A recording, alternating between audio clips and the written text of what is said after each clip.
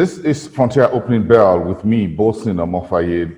I welcome my panelists to today's edition of the program. Chima Ukadike from Vertiva Capital Management in charge of consumer goods analysis. Chima, good morning. It's good to have you.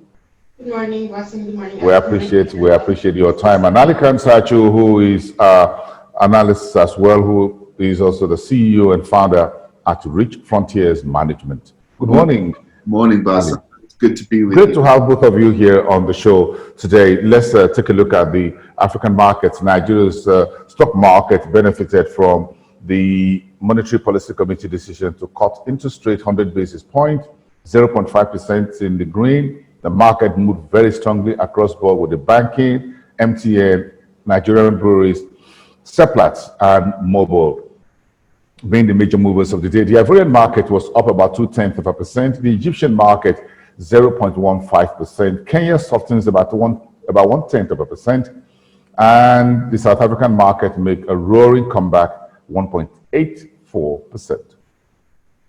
So we're checking with the Kenyan and the East African coast, where the authorities are chasing tax, they're chasing revenue, left, right, and center. But of course, it's good news that the postal workers in Kenya will get their salaries, 810 million Kenyan shillings from the government or the Ministry of Finance or the Treasury, more appropriately.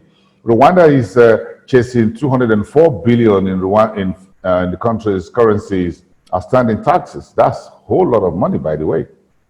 And Ethiopia is not giving up on sustainable power, so he's kicking off the Jinchi power station that costs about 7.8 billion barrel. Ali, yes. Revenue chasing is not peculiar to Nigeria, so I'm sure Chima will take some comfort in this, that when the tax authority says they're chasing the revenue, it looks like everyone is broke. You said it. I can't. Everybody's short of cash. Sadly, it's no laughing matter. I mean, you're completely correct. The revenue shortfall across East Africa and across Sub-Saharan Africa is extremely dramatic. And obviously, we're seeing it play out in so many ways across the continent. Zambia essentially is defaulting on its Eurobonds. And a lot of these balance sheets are totally maxed out. And, chasing tax sounds good, but, in an environment as such as we're in, it reminds me of Dennis Healey, who was the Chancellor of the Exchequer in the United Kingdom, who said, we're going to squeeze the taxpayers until the pips squeak. We're at that stage. I don't know where this money is going to come from. It's not that, you can show these big figures. I'm not convinced that the money's there. I think what we have is a very dramatic slowdown in our economies, which is translating into massive tax shortfalls. And, governments are going to have to face a very stark choice. That choice being you borrow, and borrowing is getting more difficult by the day because of the credit metrics of the underlying countries, or you cut the cost of government and you start doing that as fast as you can, which is a very unpopular political decision. But at some point, Boason, the governments will just have to do that. The cost of our government's recurrent expenditures very high. We need to find money from somewhere. If you allow me to jump in, Ali, I think that to me looks like the lowest hanging fruit for many African countries. If you consider how presidential palaces are built and funded, there are people walking up and down the corridors, living off the government in residential apartments, being funded by states with vehicles, luxurious foods and drinks and what have you, convoys of cars. I'm sure Chima knows what I'm talking about. So the whole apparatchik of governance and those who are depending on them is so heavy on state funding in Africa, and I think that should be an easy pick. But again, it's a whole lot of political question. Absolutely. I mean, I think that one of the big problems is the cost of government. You just look at the recurrent expenditure component of any budget, and it's incredibly high. And ultimately, what will happen is the markets will force governments to do exactly this, and it's not going to be pleasant. So either you get ahead of that curve or you don't. And we're seeing the stress now in so many different countries. I mean, in Kenya, there's a big story today in the Nation about the currency, where the Daily Nation is saying, this rate of 108.50 against the dollar is not the real rate, that the real rate is around 112. You've already seen that in Nigeria, and we've seen currency weakness in Angola and Zambia and all kinds of places. So what I'm noticing now is there are many signals in the noise. Currencies is one, running after taxpayers who, frankly, I don't think have the money to pay the tax. This takes me back to the real silver bullet is returning to growth so that taxpayers have income, so that they pay their taxes. And that is the challenge I think most of our governments are currently facing. And how they're going to resolve that remains a mystery in the current context, where we've been very fortunate with COVID. All the data is showing that Africa has been ahead of the curve and fortunate, and and it's a miracle, and I congratulate the health authorities for what they've achieved. But it's the economic emergency that's become the real problem, and that I agree with you, Ali. If we've been so fortunate with the pandemic, why don't we use this opportunity to change the game? Yeah. It's just a point. I think nature, whatever, Mother Nature, divine, whatever it is, have just handed us something to be ahead of the curve, considering our extant position. So why don't we just use that opportunity to move very quickly on the very important things we need to do? Chima, what's your take on this? Well, I agree with you. I agree with you that it is a good time to take advantage of the opportunities represented by our lack of, would I say, numbers regarding the COVID-19 pandemic. In terms of the revenue sourcing for many governments, I agree that many governments have been faced with this particular problem. Nigeria is not exempted. Recall that around 2 months ago, they had tried to introduce several kinds of taxes on logistics companies, on advertising companies, all in a bid to shore up their revenues, because the main source oil was dwindling and was really affected by the pandemic. So I agree with you that we need to dive deeper, look into more other opportunities to try to diversify and grow the economy so that we can better position for the recovery, given that we are in a better position numbers wise. Thank you. I think this is something we'll need to take and push out for everyone out there to note. But let's check in with the Nigerian market. Of course, this is the morning after, as it were, in terms of how the market reacted to the monetary policy rate cut of Tuesday. Meantime, the Africa CEO Forum and Deloitte published a new report, a survey, as it were, that listed Kenya, Ghana, Cote d'Ivoire, Senegal, and Rwanda as the favorite investors' destination for the year 2020. That's what the report says.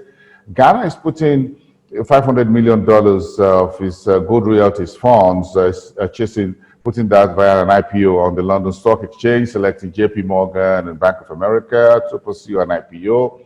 Also on the Ghana Stock Exchange, although that is being debated. But it looks like the Nana Akufo-Addo's administration is bent on making the best of the global rally in gold prices. Dangote Cement did brief the market yesterday, talking about its operations across Africa, and says it's paid $1 trillion as dividend to shareholders over the last 10 years. And Tony Elumelu, Nigeria's banker and the chairman of UBA, listed among the Time influential people worldwide, Time 100 for year 2020, being congratulated by President Buhari as well. Ali, very quickly about this list by the Africa CEO Forum, the survey, and Deloitte about the 5 best investment destinations right now in the continent. What are these folks doing? So I think, essentially what Deloitte is measuring is the FX, the inward and outward situation. Can you take your money in? Can you take it out reasonably quickly? And I think what these countries have also been doing is reforming their capital markets. Um, I would, I keep harping back to Egypt. I would suggest that they all look at how Egypt handles international investors. And I think that should be a very good template to make these countries even more attractive. Look, our valuations are now very beaten up across the continent. If you're a medium-term investor, this is the time to be looking because there are plenty of opportunities on the smorgasbord. But I think essentially it's joined up thinking, it's connected policy making, and it's being aware that, people, it's hard-earned money that you're receiving, and there is no harm in people making a good return. It's when people make a good return that they come back. And this is a lesson for everybody, and if you keep their money when they want it back, then they're not that happy. I mean, you see that in the Nigerian FDI numbers, for example. It's not rocket science, person. No, it's not. Chima, when you give investors good returns, they always come back, isn't it? You're in the market. You know that for sure. Well, when you give them good returns and you enable them to take their returns with them, then they can come back. Yeah, they'll come back. So give us your take. Yesterday's market trading 0.5%. It looks like nearly all the sectors were up. All the major sectors were in green territory. Yeah, so like you said, I think the MPR rate cuts, the MPC rate cuts had some significant influence on the positive development in the market. Although over the week, for the past two sessions, we've been seeing positive sentiment, positive closings. Monday was just 1 basis point. Tuesday was about 30 basis points, but yesterday was a real significant improvement of 50 basis points increase. So I think that the rate cuts had something to do with it, because we know that the benchmark rates kind of influences the way the rates are kind of handled in the economy. So we know that would affect the fixed income market. We know that would affect the way banks lend to consumers and all that. So I think investors were kind of just tilted away from the fixed income market and found it was better to just try to go into the equity market. I think that pushed some investors from the fixed income market into the equity market. Whether this will last for a long time, I'm not very certain, given that we still face some uncertainties that affect the equity market. Whether it will last for long is anyone's guess. Again, the concerns about the FX is still there. But if these are local players entrenching themselves a bit more in the market, then perhaps this could last a little bit longer until we find solutions to some of our problems. Ali, Yes. look at what Ghana is doing with this royalty fund. It just hit me out of the blues. Yes, I think that was quite an interesting development. And I think it will be a good test of international investor appetite. It's a smart move. Metals prices, although they've been correcting for 4 days off the highs, remain very strong. And I think this is a way of Ghana really testing whether they have international mark product.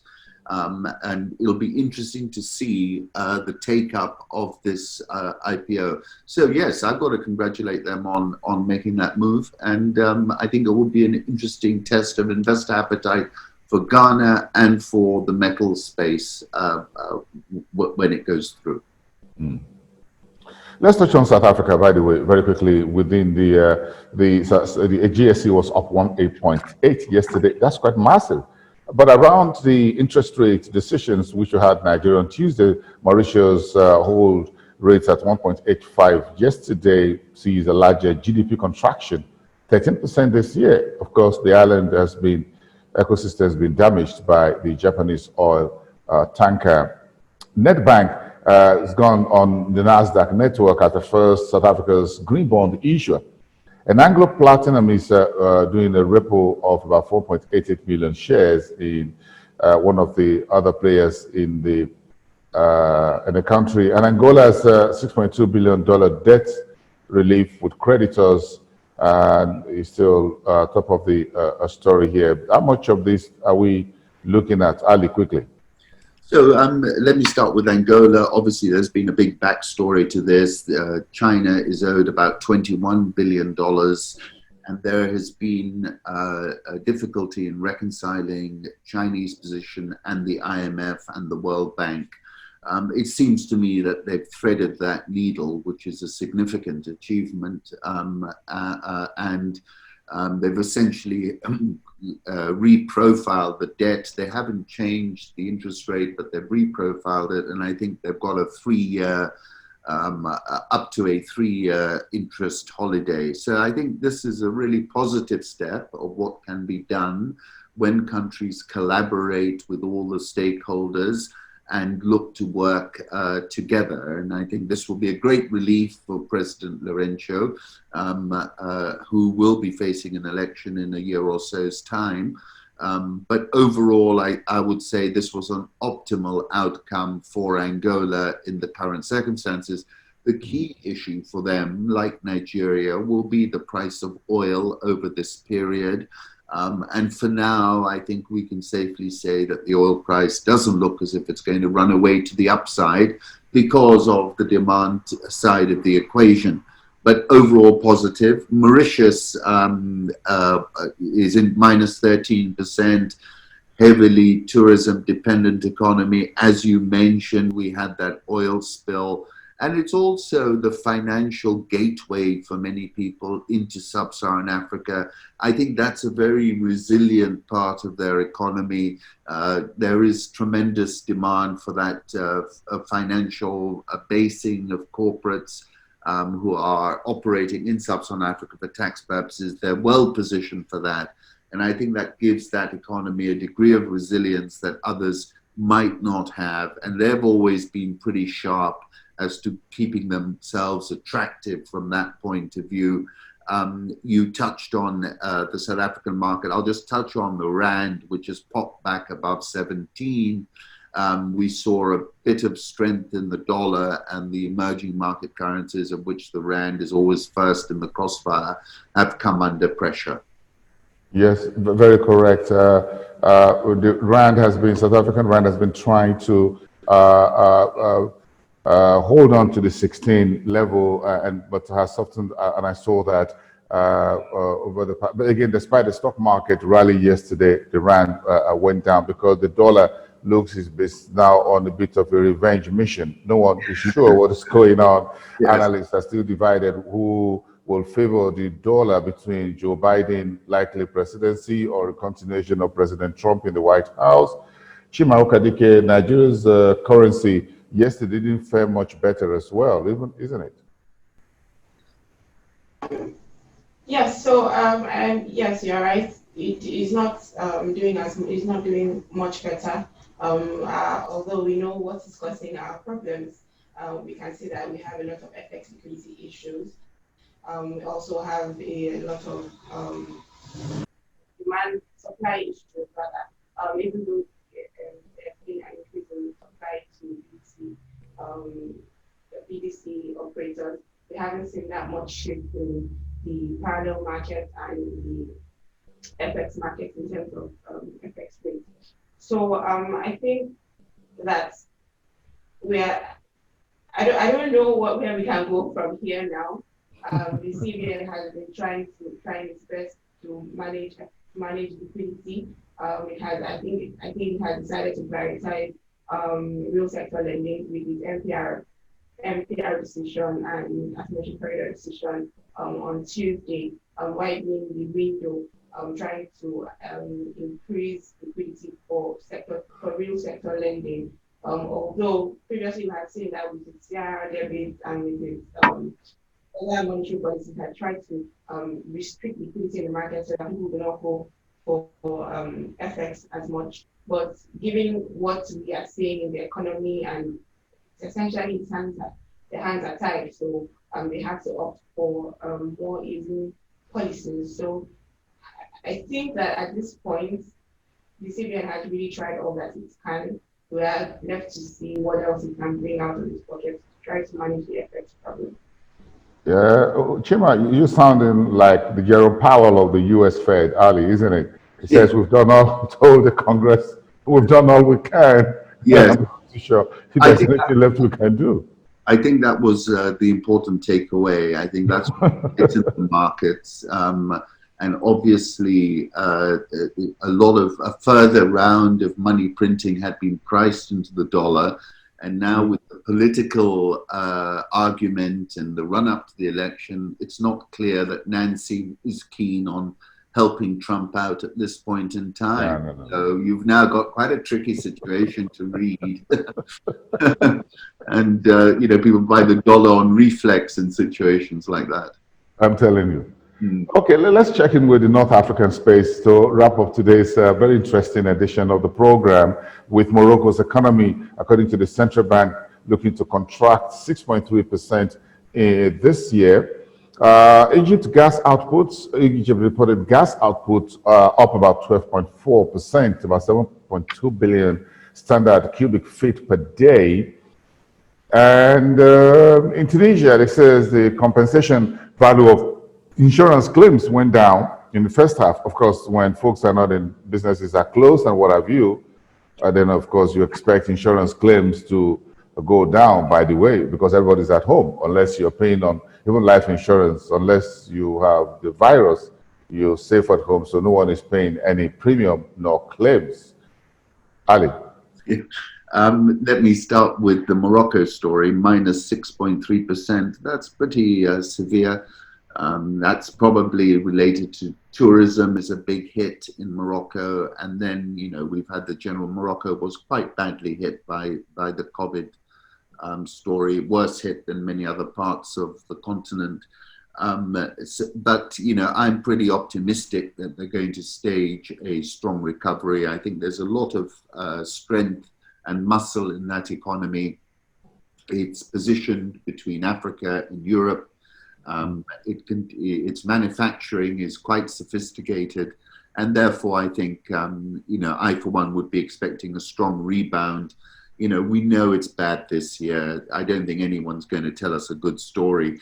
Egyptian gas, this is a big story. This is about Egypt's new self-sufficiency in gas, a story that percolates a little bit, but I think it's an important one because energy has been historically such a big spend, energy and food for Egypt. And I think that's a very positive development. And, Egyptian bulls will be excited by that. Your thing about the insurance is very interesting. The fact that insurance companies seem to be paying out less is unlike South Africa, where they seem to be paying out more. These Tunisian insurance companies obviously been pretty sharp and probably avoided paying out on claims. Interesting. Thank you, Ali. Chinma, give us your take on today's trading day. We're heading towards the end of the week. Are you looking at anything in particular from consumer goods space, which is your portfolio? Well, there isn't anything significant that we need to expect. We may still see some positive feedback from the flow of equities markets following the MPR cut. But I think that we've been seeing some positives from a few names. We've seen interest for NB, flour mills, Dan Sugar, international breweries, somewhat in the last couple of sessions. Maybe we'll see investors take profit after because we normally see slight bargain hunting followed by profit taking sessions. Maybe we'll see that continue, or maybe investors are thinking that the next quarter will be quite positive for them, so they're trying to position in preparation for earnings release. So maybe that's what we're seeing now. I think, but I think we will know for sure when by the end of the week, we'll be able to tell what investors are thinking. Okay. Okay. By the end of the week, we'll see what happens. We'll get a more sure way of measuring the impact of the monetary policy decisions of Tuesday. Let's give it a few more days down the line. Thank you so much. Tomorrow is Friday. Let's hang it in there for today. This Thursday, Ali Kansacho at Rich Frontiers Management. Thank you so much. We appreciate your time. Chima Okadike from Vativa Capital Management, Head of Consumer Goods Analysis. Thank you both. Have a great day and see you tomorrow. Bye for now.